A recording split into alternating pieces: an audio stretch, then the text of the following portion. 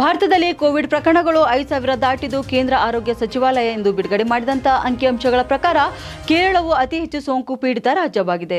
ಇನ್ನು ಕಳೆದ 24 ಗಂಟೆಗಳಲ್ಲಿ 4 ಹೊಸ ಸಾವುಗಳೊಂದಿಗೆ ಒಂದೇ ದಿನದಲ್ಲಿ ಕೋವಿಡ್ ಪ್ರಕರಣಗಳು ಸುಮಾರು 500ರಷ್ಟು ಏರಿಕೆಯಾಗಿ 5,364ಕ್ಕೆ ತಲುಪಿವೆ.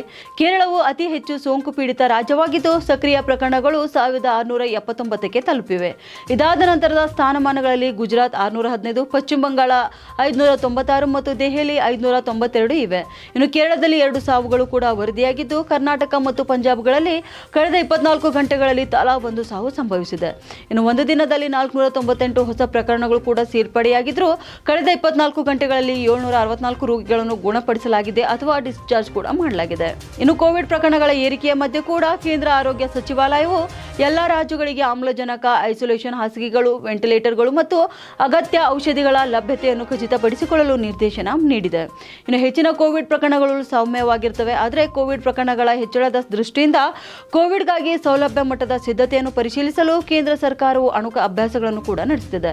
ಇನ್ನು ಹೆಚ್ಚಿನ ಪ್ರಕರಣಗಳು ಸೌಮ್ಯವಾಗಿರುತ್ತವೆ ಮತ್ತು ಅವುಗಳನ್ನು ಮನೆಯ ಆರೈಕೆಯಲ್ಲಿಡಿ ನಿರ್ವಹಿಸುತ್ತವೆ ಎಂದು ಅಧಿಕೃತ ಮೂಲಗಳು ಕೂಡ ಸಮರ್ಥಿಸಿಕೊಂಡಿವೆ. ಇನ್ನು ಈ ವರ್ಷದ ಜನವರಿಯಿಂದ ಭಾರತದಲ್ಲಿ 4,724 ಪ್ರಕರಣಗಳು ವರದಿಯಾಗಿದ್ದು 55 ಸಾವುಗಳು ಕೂಡ ದೃಢಪಟ್ಟಿವೆ. ಇನ್ನು ಮೇ 22ರಂದು ದೇಶದಲ್ಲಿ ಒಟ್ಟು 257 ಸಕ್ರಿಯ ರೋಗಿಗಳಿದ್ದರು.